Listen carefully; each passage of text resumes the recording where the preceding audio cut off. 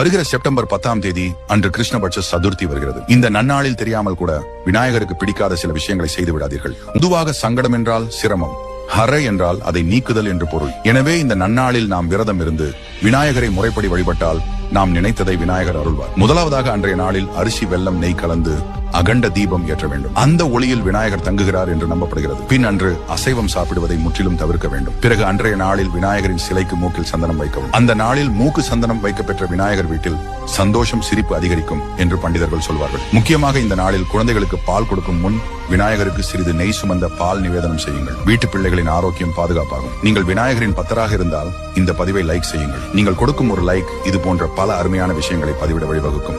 வருகிற செப்டம்பர் 10ஆம் தேதி அன்று கிருஷ்ணபட்ச சதுர்த்தி வருகிறது. இந்த நன்னாளில் தெரியாமல் கூட விநாயகருக்கு பிடிக்காத சில விஷயங்களை செய்து விடாதீர்கள். பொதுவாக சங்கடம் என்றால் சிரமம், ஹர என்றால் அதை நீக்குதல் என்று பொருள். எனவே இந்த நன்னாளில் நாம் விரதம் இருந்து